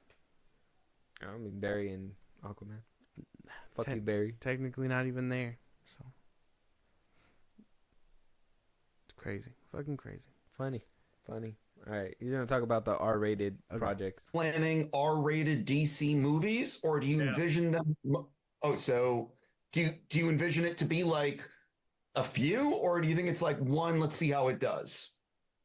We're not about that. We're not about see how it does. Like, we've got one opportunity to take these characters and really, you know, press forward and do what we believe. And I am a great believer in, if we tell good, authentic stories, if a movie does well or a movie doesn't do as well, if you keep kind of with that same philosophy, that you're going to build a universe that people are going to love and want to be a part of for a long time. And so, it's not about testing out to see if this thing works. It's just about telling a story. And if a story is going to be R-rated, we're totally okay with that. If it's going to be PG, PG-13, G, I don't care. Whatever this worthy of the story, that's what we're going to do. Is the R-rated script one of the things that's close to greenlit, or one of those? Well, I didn't say there's just one. There's more than one. More than one R-rated movie? I don't mind it. I just hope the characters and, the story that they're telling is appropriate, He just wants to put fucking DC characters fucking on screen. Probably. And when Zack Snyder fucking says that Batman eats out Catwoman, bro, it's fucking insane. But this man can literally he can literally put himself in the show. Yeah. And crazy shit, man. It's crazy shit. People are just eating it up. I don't know where the fucking shit happened where Zack Snyder ended up the black sheep, but that's just crazy. Because I don't believe that. I feel like at least with his, it feels more like he had respect. Story and driven, yeah. and respect, and it should be there. With him, it feels like he's just doing it because it's like, I want to see these characters fuck. Yeah, it'd be so fun. Yeah. Like, dude. People, and like I said, I don't think there's anyone that can tell him no, So if he's like, if someone on his team is like, I don't think you should put the sex scene here. He's just like, get the fuck out. Like, I'm putting it in anyway, get the fuck out. That's me, bro. Yeah, I'm him. I'm fucking like. That's my dong, man. I can't believe it, bro. They were like, wait, does the frame need to be focusing on Rick Flagg's dong? Yeah, and draw the balls too. Mm-hmm. Like, what do you mean? Can you have the tip hanging out the like, side real quick? Like, like, what the fuck, dude? Oh my god, bro. I don't know what to think when it comes to his R-rated projects and stuff like that, bro. Because he never hits me as like somebody who's gonna like. He did cool shit in Suicide Squad. Don't get me wrong. He did some cool shit. But he was under someone else's watch then. Yeah. I don't need somebody exploding and then the camera pans to like their fucking balls next to their feet or something. Like I don't like that's stuff that I don't need to see. It's not gonna work. That's what I mean. Where like maybe somebody does need to rein them back, because even with like Zack Snyder, like I said, Rebel Moon and stuff like that, I feel like he had too much range when it came to those director's cut. And I'm like, if that's full range artistry, maybe they do. Sometimes you do need to be dialed back when it comes down to certain things, right? Mm-hmm. And this is where I'm like, who's dialing him back? No one. Because Creature Commandos, that should have been dialed back. Somebody should have been like, hey, man, maybe we don't need to show her full naked body. Like, maybe if you really want to go that far, sure. But maybe we don't need to see her walking to him fully naked. Yeah. You know what I mean? Chest up type shit. You know what I'm saying? Like, why do we need it? Plus, it saves us hours on animation. Like, come on, man. I know. And he's just like, no, put the $1 million for ass. Like, I want to see the moose now. Yeah, like crazy shit, dude. Like, this is what I mean, bro. This is what I mean. So R-rated coming from him just scares me. It's tough shit, man. And especially having the full range, it worries me. So, holy shit. Any more thoughts? No thoughts. Before we get into these last few clips, because he's talking to a different interviewer from the Happy, Sad, Confused podcast, Josh Howowitz. And he talks about Superman, what we're going to see from that film and whatnot, and what's to come from his next DC project now that Creature Commandos is out, and we're kind of getting a taste of what we're going to get. I just, think talking back and forth and having this rant and me feeling like I'm just shitting on this man more heavier than what I usually do. And this is only because of what the project that I seen. And I only seen one episode. I'm gonna keep saying that because I want people to remember that shit. I've only seen one episode, and this shit already scares me, bro. So, are we on the other side now? Or like, how like people were like, we're the Snyderverse, the Snyder cultists, whatever. We're like, Zack Snyder, right? Give me everything that he makes, right? Which I've already stated. Rebel Moon wasn't my cup of tea. There's a couple things that Zack Snyder does that is not my favorite. I respect him as an artist. I love a lot of his films, but there's a couple things that I don't like. James Gunn is showing me why I should not like him, right? So that's why I'm like, are we on that other side now? Are people are like, this is my yum, don't yuck it up, don't yuck up my yum. Yeah. Yeah, basically, yeah, because you can't criticize Creature Commandos without people associating you with that side, and it's like, nah, man, sometimes it's okay to just not be in the middle of a fake war, you know, and say, hey, this is kind of ass.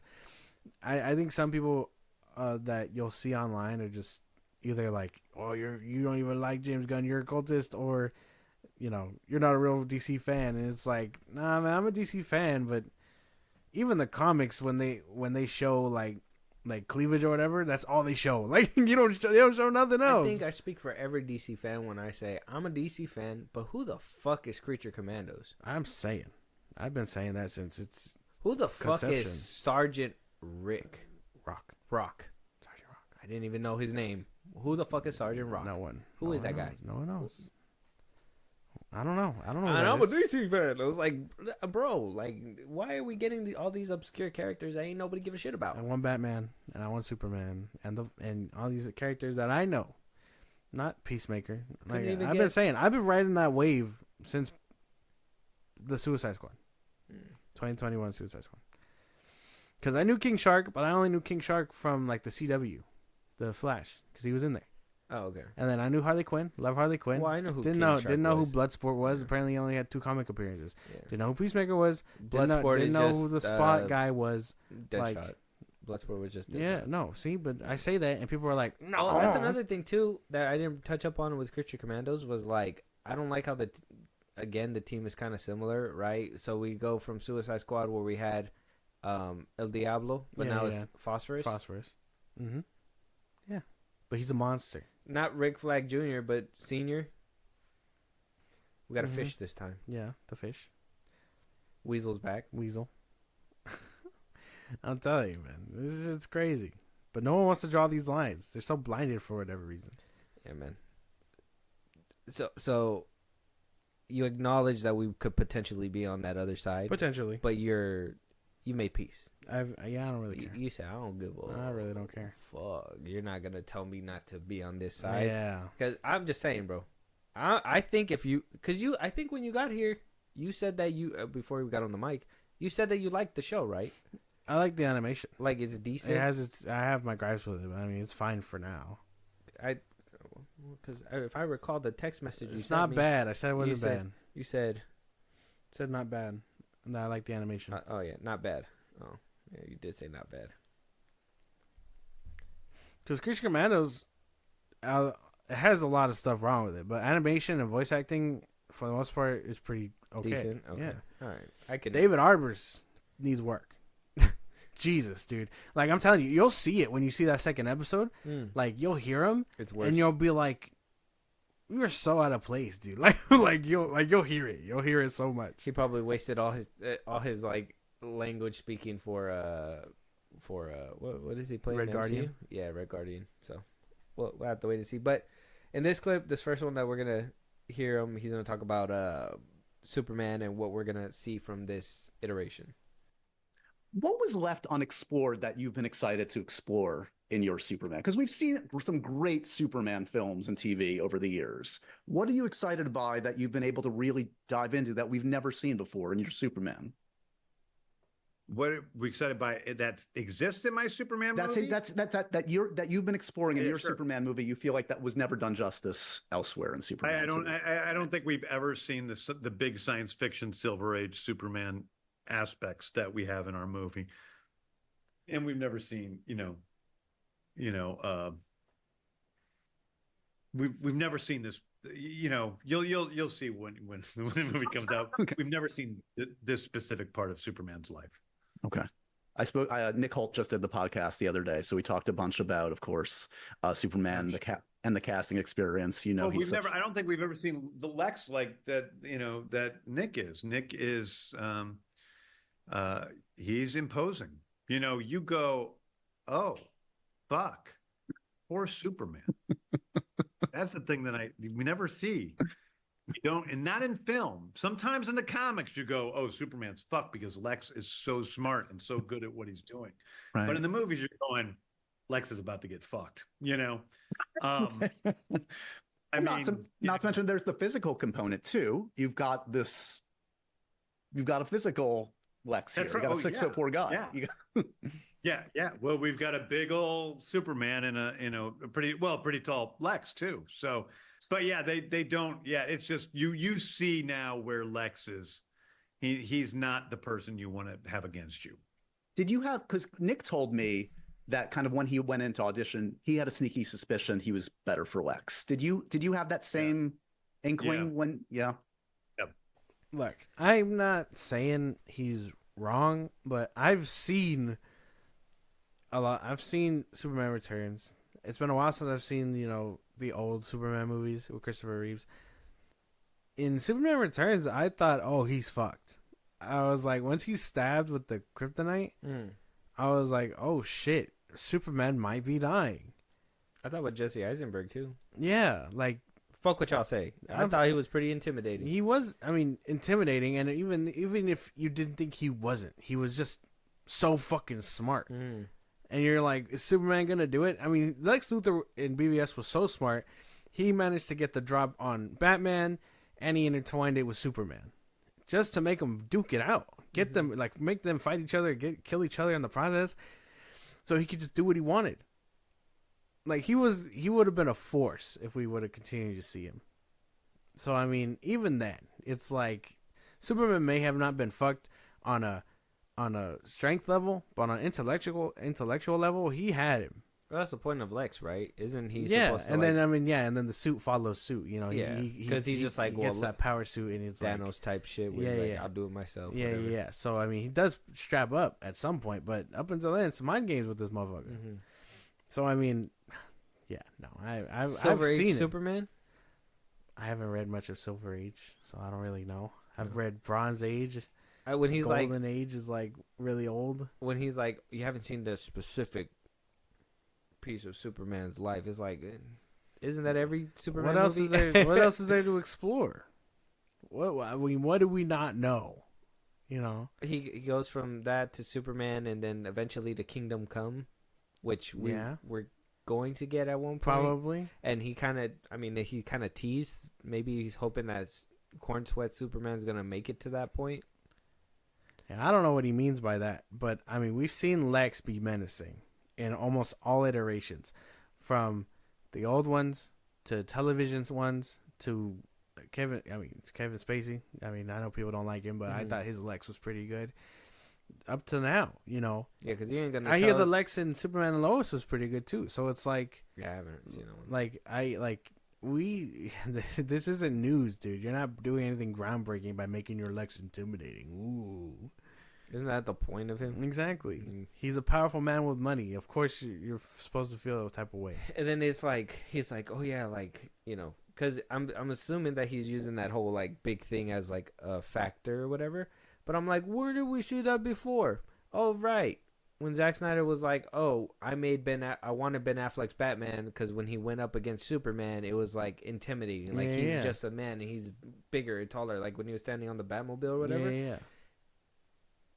That's what's happening here. We've seen that already. It's like that's the reason why he contrasted Lex to kind of be not the strongest, but to be like very smart and all that stuff. So everybody was unique in their own way.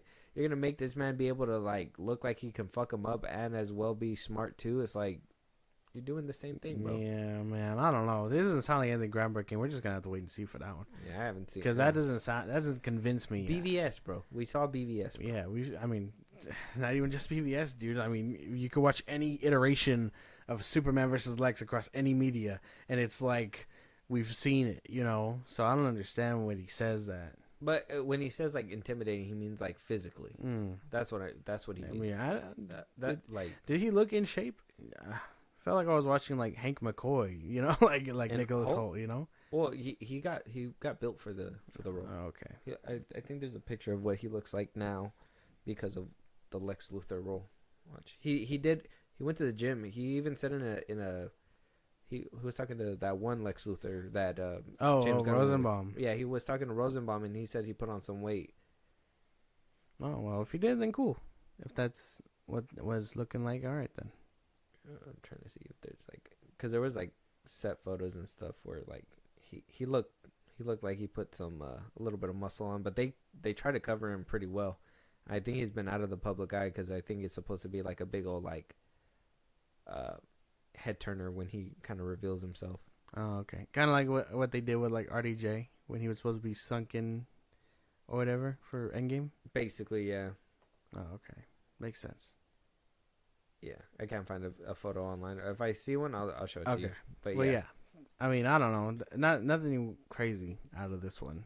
No, that this Silver Age doesn't get you excited. No, not really. No. Him saying you haven't seen this part of Superman's life doesn't get you excited. No, what I don't know what he means by that. I don't know what aspect he could be showing us because we've seen almost everything. So I don't know. If you're a DC fan, you'd be excited. It's excited for the same shit. No, I'm like I don't know what he's showing us. That was so vague. Yeah, hearing same shit made by James Gunn is like, he's probably just gonna add boobs. Damn, probably. Yeah. Damn it, Lois Lane. Good luck. Good luck. Superman flies by, boobs pop out. It's like, oh, great googly moogly. Like that thing is. Yeah. So this is where he kind of discusses here. They kind of asked him about the whole Robert Pattinson Batman and him merging. So this is where you kind of get your answer right here. Biggest question I've seen out there is like, because you've been very adamant, Matt Reeves' Batman universe is Matt Reeves' Batman, and he's such a singular filmmaker. Let him do his thing. Have you contemplated? Have you had the conversation? Have you reconsidered integrating Pattinson's Batman into your DCU? I've contemplated it. Yeah, I've contemplated it. You gotta contemplate everything, John. It's like, we gotta talk about everything. Like, it just means like, and then see, like, you can't, these questions you can't answer because people are too, Right. Yeah, you would be an idiot not to have that. They make everything to mean. An idiot not to think, what's this gonna, how does this go? How does this go? But I'm committed to both telling stories in the DCU and telling Elseworld story. I want the freedom to tell Elseworld stories. We want to be able to, tell a story in which, Superman's very different, or, tell a, Red Sun story or whatever, it's like, we want to be able to, play with these characters in different ways, and they're different. One of the things I love about DC over Marvel comic books is that those things are much more plentiful. There's many more Elseworld stories. There's many more presentations of Wonder Woman and Batman and Superman, especially, that you see them showing up in different ways in different Elseworld stories. I think that's part of the fun of DC. You get Watchmen. Like Watchmen is a result of DC telling a story that's outside of the continuity of DC Comics. Just to be quick on this one, because Elseworld stories work. I do like when the comics do that. One of their big ones was they had the DC universe go up against like vampires and stuff. Marvel's big one is like zombies. So, these stories can work, and I don't mind watching them, but it's kind of hard to do that when you haven't greenlit any of them, and the one that's active has yet to see the light of day. The only one that's active is getting a lot of rumors that it's canceled, maybe turning into an animated movie. Yeah. Might not even be happening. Like, I'm telling you, Batman 2, sorry, I'm BVS. Batman 2, potentially, like, getting rumored that it's canceled, having to fight back everyone who's saying it's canceled or that it's going to be shooting next year, X, Y, and Z. Like, you are not reinforcing that notion at all. No.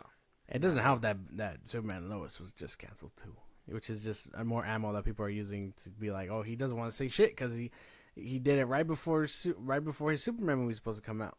Even his other photos right here, like, they all he does headshots because he's just trying to hide his body.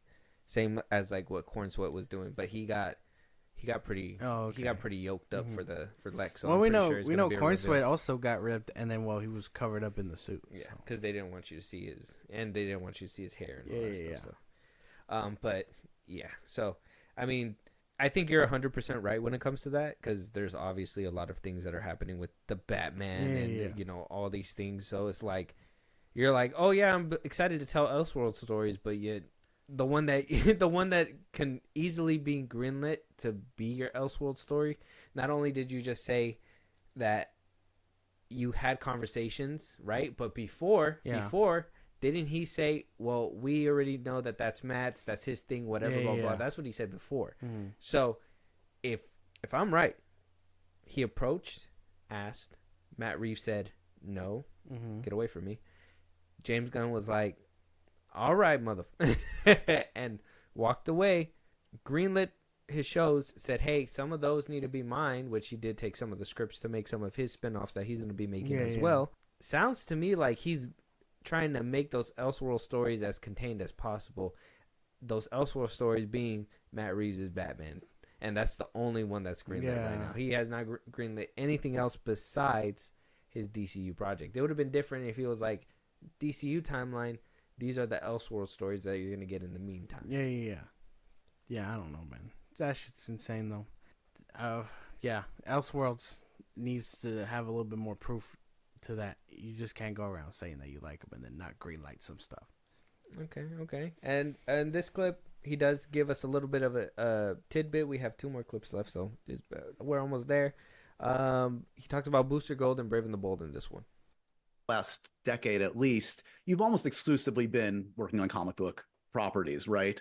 And I guess from your answer, this answers my question, but like you are finding, safe to say, within that box, for lack of a better word, you're still able to kind of cover everything you want to cover in terms of the emotional spectrum, the genres, the variations in genre. It's all there for you.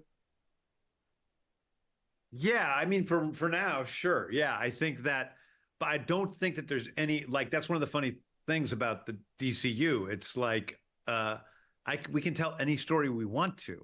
We could tell the story about a radio psychologist if we wanted to. That person could still be in the DCU.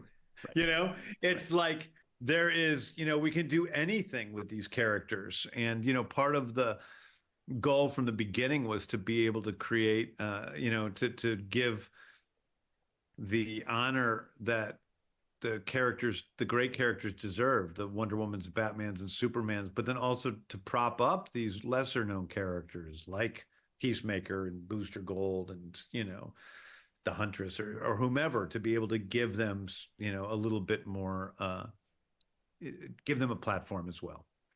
I'll just say I wasn't sure if we'd have time to mention Booster Gold. I was obsessed with when Booster Gold came on the scene. That initial 25 comic book run is one of my favorites ever. So are we getting close? Because I'll just ask you point blank, that there are a lot of rumors that Kumail could be your Booster Gold. Can you comment either way? I mean, we're not quite there yet in terms of Booster Gold. We haven't made any we're not quite there yet. We're just not quite there. It's not in terms of the scripts aren't quite where I want them to be, from the beginning.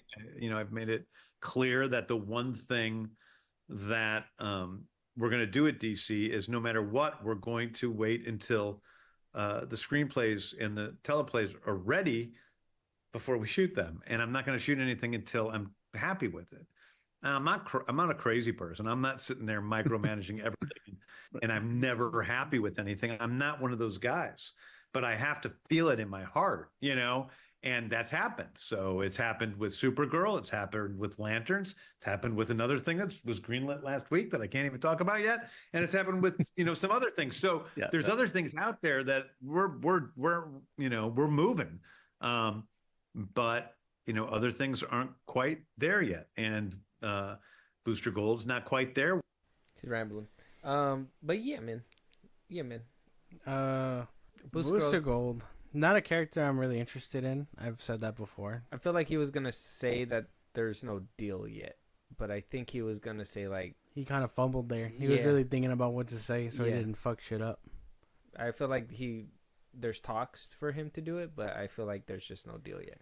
And I feel like he didn't want to prop him up either. And be like, yeah, he is, and then next thing you know, no deal. Yeah, no deal. It doesn't even happen because he shot himself in the foot. Yeah, and now if he announces him on an interview, he's gonna be like, well, you already announced me. You're gonna have to pay me some money. Yeah.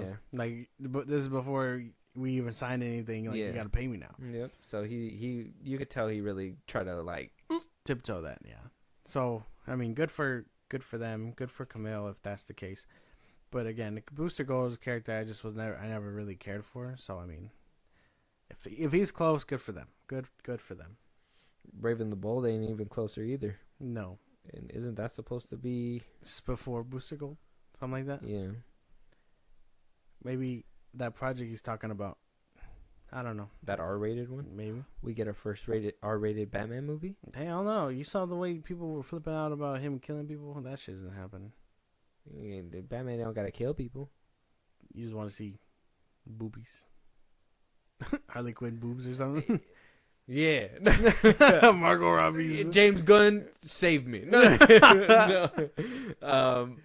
Like if that was my ultimate goal in movies, I could probably bank on James Gunn to deliver that. But I do think that maybe like, you know, criminals actually showing how bad they can be would be a good contrast to how good Batman could be. So if we see criminals actually taking people out, like, you know, like they're supposed to be or whatever, and they go for that hard R-rated movie, I think it would make for a great contrast when Batman doesn't kill in those films and refuses to kill, even seeing these people kill and us witnessing it as well or whatever.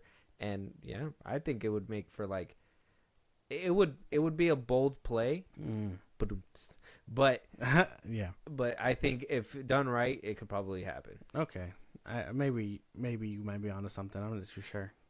Oh, what? Like you're cooking. It smells kind of good in here, but I don't know. I don't know yet. What you got in the pan?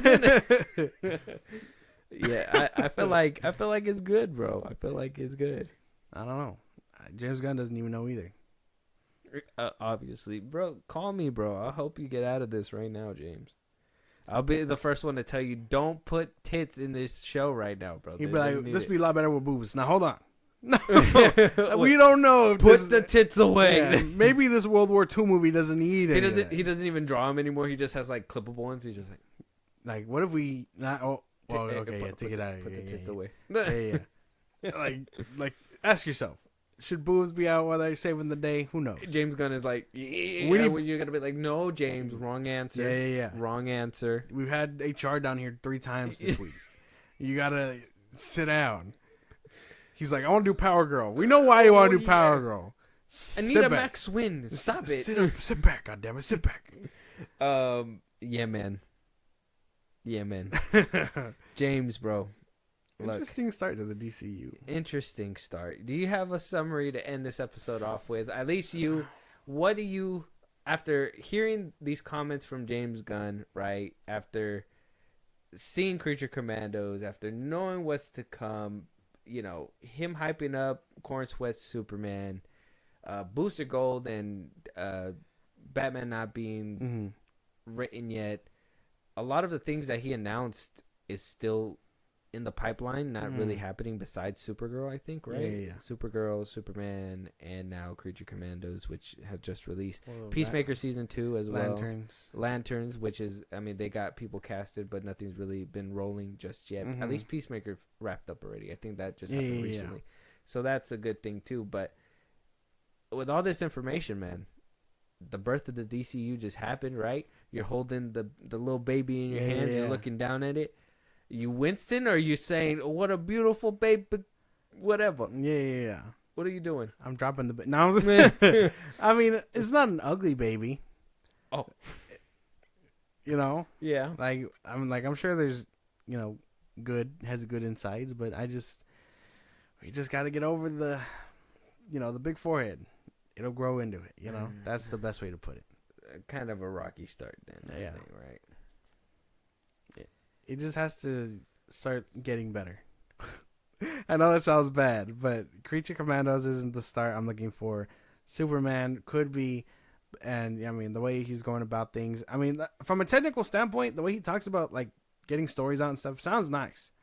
But then when they come out and they have boobs, unnecessary stuff, this, you know, weird animal.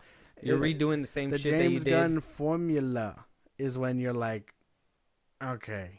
The script sounded good, but now you got your dirty hands all over it. So, boobs. Yeah. He's like boobs. Let's give that dog boobs. No, like, I don't know, dude. no summary, just rocky start, I guess. Start. Just a very rocky start. Not completely fumbling the landing, but he did like land and stumble a little bit. Like, yeah. And then little side comments ain't helping you, I guess, right? No. Okay. All right. Well, before I start my little thing, I gotta. Dean. That's all. Yeah. But I guess the birth of my DCU, the birth. Yeah, dude, I didn't do anything for me, man. For me, I think saying it before was basically everything I needed to say. Was me having my jaw hit the floor in the middle of an episode, the first episode, not even like the second, the third. Like, you didn't even like. It's gonna get worse. Yeah, you didn't even ease me into it. You just made me just fucking completely just be like, what the fuck did you just do, man? It doesn't help the side comments either. I'm still gonna watch the second episode. I'm gonna finish watching the show. I'm not like tapping out. I'm not like, I haven't like completely thrown DC in the trash, but oh Lord, oh my oh Lord, oh my. It's just not. It's not hitting the way it's supposed to, and I really don't think that starting with these characters is the way to go either. I don't think you saying that a different character was the start of your thing was the right way to go. I don't even think announcing a whole new slate in the middle of a slate it was supposed to happen either. But, it happened. He did it. We're here. I think if I want to picture the landing, I think he was going to go for the superhero landing, and he was just like, not my ass. And then he landed on his butt, and, here he is. And he's like, my knees are bad, so that was going to hurt my knees, so I'm glad I landed on my butt. That's what he's basically thinking. And now he's going to stand up, and he's going to go. That's what I'm hoping for. Yeah. But, you're telling me it gets worse in the second episode? You got to see it. I just don't know. You got to watch it. Because I tried like zooming in and stuff. Did Superman look like Corn Sweat to you? The suit looked we like had the it. suit. Yeah. He had the suit. Mm-hmm. Corn Sweat. He kind of looked like Corn Sweat. It was kind of hard because his head was like tilted downward. Yeah. So I mean, what can you do? Yeah. Okay. Just asking. Questions, comments, concerns? No. Let us know what you guys think out there, guys. We want to know. The birth of the DCU just happened. James Gunn had a lot to say. We dealt with it multiple times. We've talked about this. This was a long time coming, right? I think, what was it? Everything started to really start derailing back in 2022. Yeah. We watched it derail. We watched the crash happen, and what a slow burn it was. We just heard, from a distance, everybody screaming. They were like, help us. Oh, my God. And there was another explosion, and we're just like, oh, we're not going nowhere. Yeah, no, we can't help them. It's too late for you. The Warner Brothers parking lot lit on fire. What the fuck happened? Who knows? Like, there's just so many things that were like happening that just led up to this moment that was supposed to be like this big. It should have been a big kick in the door, right? Yeah, and led us to something, and it just didn't happen. It didn't feel like it happened. So let us know if that's how you guys felt, or if you guys felt differently. If you guys are like, oh man, you guys are just a bunch of Snyder cultists. Probably. You guys love him. You're them. Yeah. We'll be like. Probably. I mean, if that's what it takes to criticize the DCU, then okay. At this point, yeah, because I mean, if Superman comes out, and I love that shit, I'll admit that, but it's different. Not this one. This did not hit. Not right now. No. I still gotta watch that second episode. Yeah. When did the episode come out? Thursdays. Thursdays, yeah. 7 episodes. 7 until January. I wonder if this is how you felt with Peacemaker. Yeah, except I didn't watch Peacemaker weekly. We got through it. I saw clips of it floating around. Oh, you waited till the very end. And then the ending, and we reviewed it. Yep, probably gonna happen with season 2. Maybe not. Depends on how hard they're kicking ass with it, I guess.